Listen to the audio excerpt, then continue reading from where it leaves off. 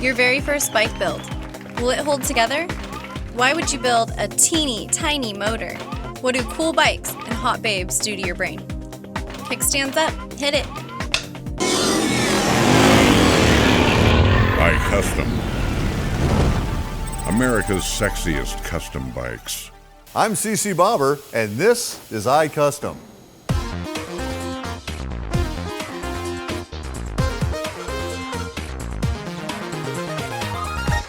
But what if you're not a pro builder, but you still have a desire to create something awesome? I tell you what, first off, you have to roll up your sleeves, get your tools out, and be prepared to put some time in. Especially if you plan on doing a little chopping. That's exactly what our next guy did, a first-time builder. Come on back. So even though I have pretty much no experience in building motorcycles at all, but I've always been good at wrenching, you know, I've done a lot of work on cars and stuff, that I think I'm up for the challenge, you know. One day I was in the garage here doing my laundry and I had a shirt, put it over the gas tank, it just clicked in my head. You know, dude, I think this might work. Check this out, man. I'm gonna try something. If the tank is painted like this, like the movie poster, check it out. It's half black, half white, right? Paint everything on this side of the bike white and everything on that side of the bike black. Little by little, we're putting this together. The linkage we're gonna use for the bike is Wicked Image linkage, also with the mirrors and everything. So they all coordinate with each other. The headlight we're gonna go with the headwinds. We're using the Big Bear Venom handlebars, which we're going to be cutting down. These are the pipes that I was talking about, and these are the Vance and Hines that I had on my old bike. Now, the sound was what I really liked from the Vance.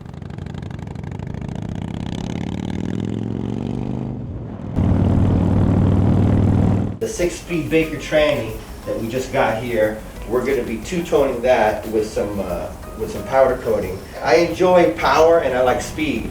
But on this bike, it's really a cruiser, you know, because I'm on the freeway, I'm about 180 pounds, and if I'm doing 80 and I let go of those handlebars, I'm just going to get pulled off like a parachute.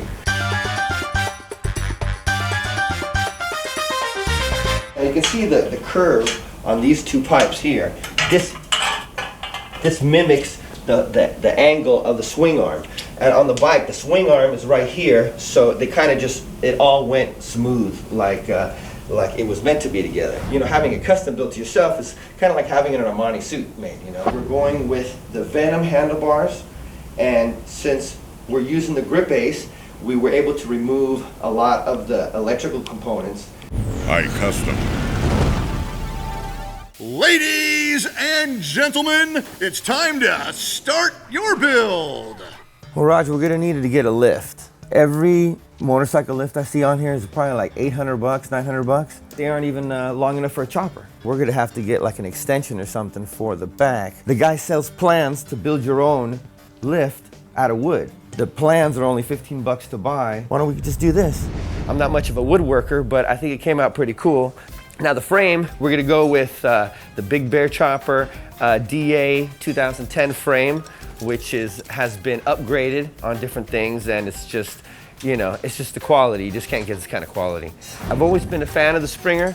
I've never even ridden a Springer. I didn't even really know how a Springer operated, you know, the mechanics of it, until I got this box with about 100 different pieces in it, and that was intimidating. It's so sturdy, the bike rides as smooth and everything, and I know it has a lot to do with that Springer. Some of the points on the spears are so sharp that we've drawn plenty of blood. Roger had 50 scalps on his bald head by the time we were done with this. Fishing wires through different holes in the frame and getting it through using hangers for your clothes. I'm sure there's tools that they have in shops and stuff, but when you're at home, you know, you have to wing it. Plus, I think, you know, the look of it is just sick.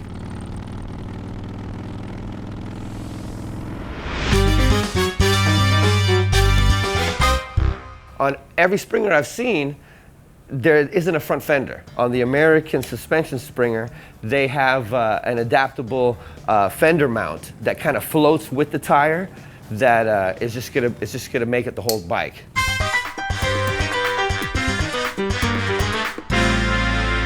Scarface is like it's like the Cuban Godfather. I remember seeing it with my father, and my father passed away, and he was a proud Cuban man, you know. When I was a kid, you're in Boy Scouts, and you have the soapbox derby, or this little block of wood that they give you with a couple wheels, and it's up to you to build your own car and stuff like that. And I remember me and my dad, you know, he had no experience at this at all, but instead of just carving out a little racer or whatever, he went to the store and bought a model of, I think it was a Camaro or something like that, and then he incorporated the pieces from the model onto the wood. So even though we might not have won the race, we had the nicest car in the whole thing. So from there, he kind of taught me, you know, if you're gonna do something, put yourself into it, make it original, you know? So building this bike from scratch is kind of like, you know, my tribute to what he taught me. For people that are building a bike from scratch and they don't have a lot of experience on it, you know what? Just expect to make mistakes. When you get it done, it's like a celebration, you know? It's like time for a shot. When it comes down to the guys on TV is, you know, when they send something out for powder coat or paint or something like that, you know, it comes back like that. You know, it seems like they blink their eye and, oh, everything's back. You know, in real life, you know, things don't work out that easily. If you guys are keeping up with us at home, you should be right at the level we are. And if you're above us, then don't let us know that. iKuztom.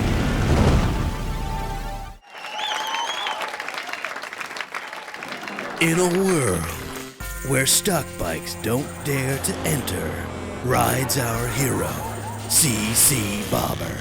A wild man at heart and a beast in bed. He's on a quest to find the baddest custom bikes in America.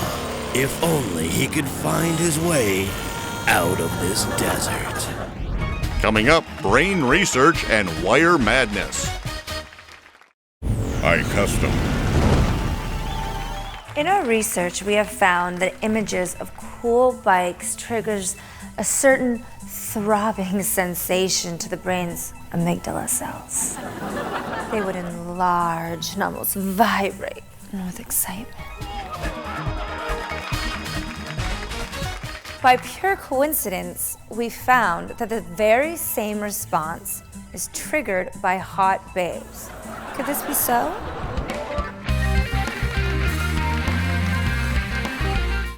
Do gorgeous lines and curvy shapes make us react in the same way?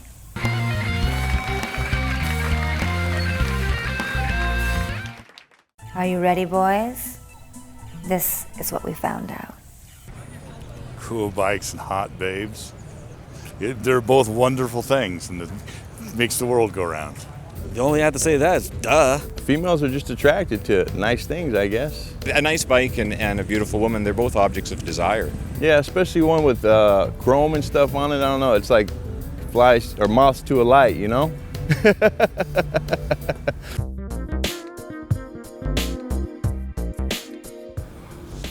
Wow. A puppy dog. If you're trying to get females, no, that's way better. Without a doubt, you know, they both grab our attention. Wow. Sounds like rock and roll. So is the rush you get when you see a hot babe the same as the rush you get when you hear? I guess they're in the same. I mean, part of it is just a desire. I think that's it. Well, yeah, obviously. They're one and the same. Oh, absolutely.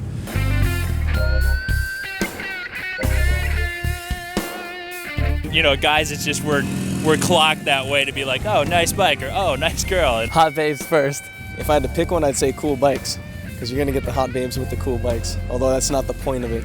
The inspiration has always been the perfect form, which is considered the woman's body. That's the perfect art form.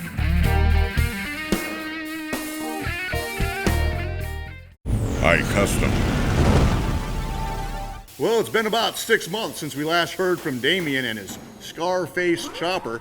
He's looking a bit tired right now. Is he gonna make it? Today, we're right in the middle of the wiring, and even though what may look like here, like a big mess, actually finally makes some sense. Luckily enough, with the grip ace I was able to eliminate, you know, a lot of the wires. Once you get the right diagram and some trial and error, you know, once it starts to make sense, just like anything, you know, you kind of get the hang of it. The hurdle on electrical, at least for me, was just not knowing, you know, you don't want to hook anything up wrong and damage anything, you know, and like I said, it's more intimidating than anything, but once you take a little project at a time, you know, it's almost like the whole bike. If you take the whole project at one time and try to swallow it, it's too much to deal with. It's when things don't make sense is when you start to panic more, but once things work out right, you know, you become a lot more relaxed about it. You know, it's been about 6-7 months. We're at one of the final stages of the bike, soldering, you know, making sure everything's tight, wiring, routing wires correctly. The main harness of wires follows the backbone of the bike. As long as you use your space wisely, you can really conceal a lot of the wires well. I modified the air cleaner, and that gave me enough room to install LED lights inside it.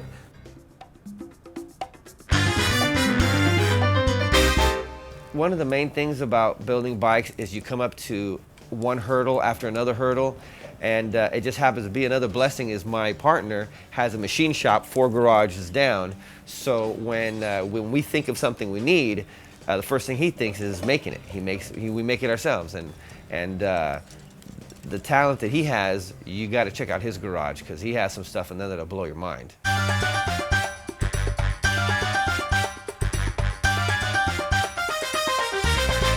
I just enjoy building models. I make all the parts myself, yeah. They don't make little quarter scale heads any place you can go buy, so you gotta make them yourself. That one took me about a year. I really don't have any background at all in machining. You have to make everything from scratch because you can't go down to the little model shop because they don't make them.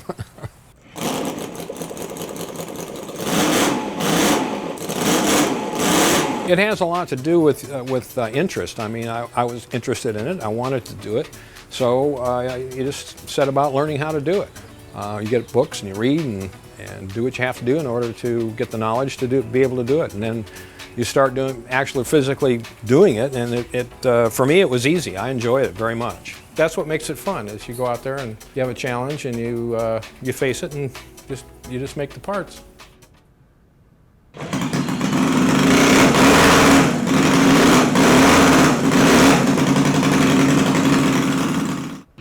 Coming up, Laughing with Lexi and engraving everything.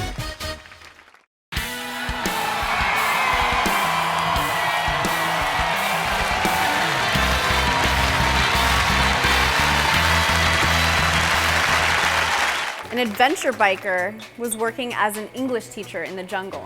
He was walking around with the chief of the tribe. He pointed to a tree and said to the chief, "Tree."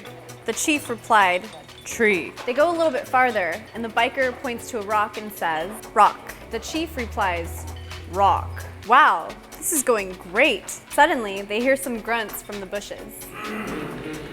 They peek over the bushes and see 2 natives having sex. The biker got a little embarrassed and says, "Riding bike." The chief takes out his blowgun and kills the male on the spot. The biker says, "Wait a minute, that's not the way to treat your fellow man." The chief turns to him and says, "My bike."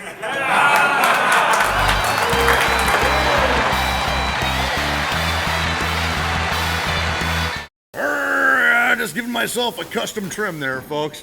The custom motorcycle industry is a whole bunch of unsung heroes, and we'll show you a few of these from time to time. But right now, an inside look at the engravers world. Come on in. I've always liked the art of engraving. I couldn't really afford with what I was making at the time to get engraving by anybody else. So I've always drawn my own style design, my own engraving. My design, you won't find it in a book. So I just kept trying.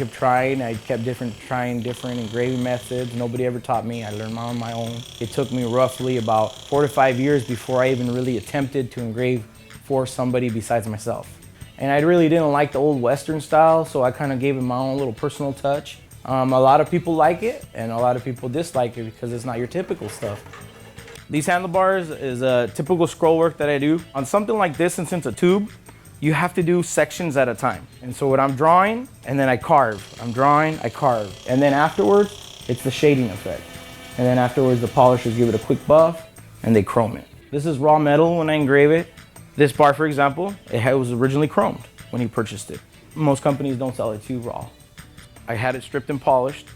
I engraved it, and that took about roughly a whole 2 days, so you're looking about 16 hours, more or less.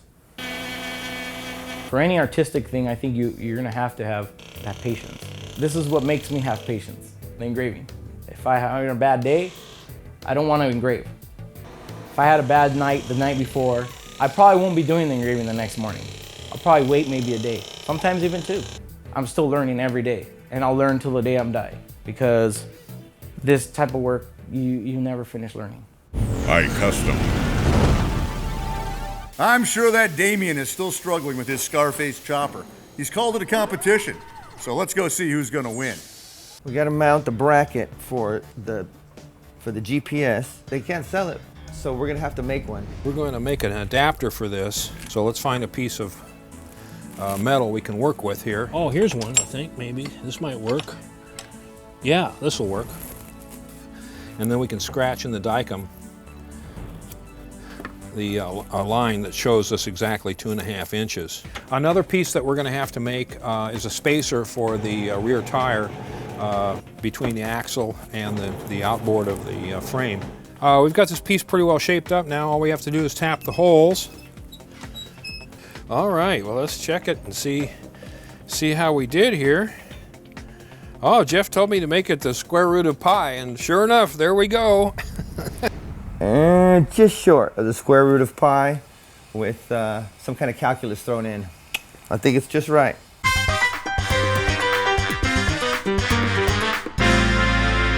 It carries my odometer and my trip odometer, of course. It is an MP3 player because you know, gotta have the tunes on here. It has a real GPS, of course, with the little motorcycle dude on there, which is cool. Takes off probably 8 or 9 wires that I have to wire this thing up to the bike, which now I don't have to do. It even shows the legal speed limit of the area that I'm in when I'm riding it, which to me is kind of a big deal because I kind of forget about that. We have the grip ace, which probably some of you have seen this at shows and things. Buttons that are incorporated into the grip, which replace most of your electronic switches on your handlebars. So when I saw this, I was totally tricked.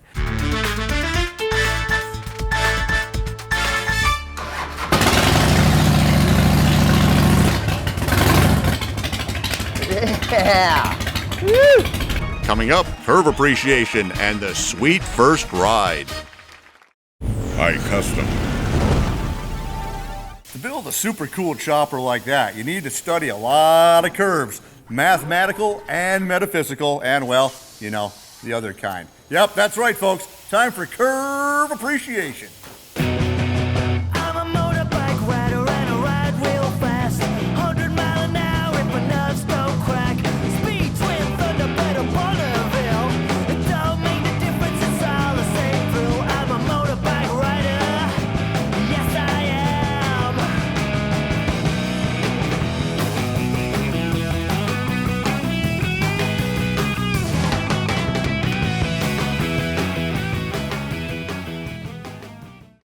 iKuztom.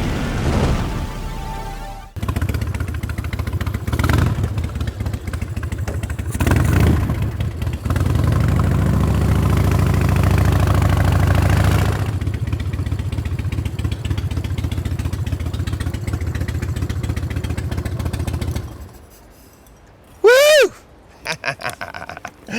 She's alive. I see it from my perspective. She rides great. Oh, man. It works. You wouldn't believe some of the people who thought, hey, that might not work. You're gonna have to get the frame VINed from CHP or wherever you are in the country, you know, the proper authorities. Go through the DMV and get the proper paperwork. You're not gonna wanna throw away any paperwork that you have through the whole thing. The certificates of origin for the motor, the tranny, the frame. I mean, they're gonna go over you with a fine-tooth comb.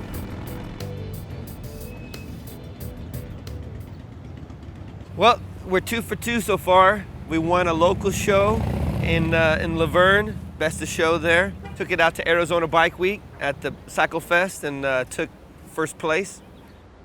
Had a full day of riding today and finally getting to enjoy what I put 8 months worth of work into. People ask me, you know, what kind is it? Who built it for me? Being able to say that I built it myself really makes a big difference. Where else can I take something that I put together and have so many people appreciate it? There's a lot of fabricators out there that are talented guys that form their own metal, you know, and their own tanks, their own parts and stuff, and I have a lot of respect for those guys, you know. They're a different level. I learned a lot. I got a lot of ideas off what they do, and I consider myself more of a designer. Custom stuff is, you know, think about it and then figure out how to do it in your head. And this is why we're here at the Rock Inn out here in Lake Hughes, relaxing with a bunch of people, a bunch of friends, and get to enjoy the hard work that we've had for the last 8 months. No complaints so far. It's all a lot of fun. My dad used to ride a bike back in Cuba in the 50s, late 50s and 60s, and I think he'd be pretty proud of it. I don't think there was anything like this back then. The hands-on experience of building this bike has given me skills and given me knowledge, you know, that I will use forever, and you know, you can't buy that. It's a very fulfilling journey, you know.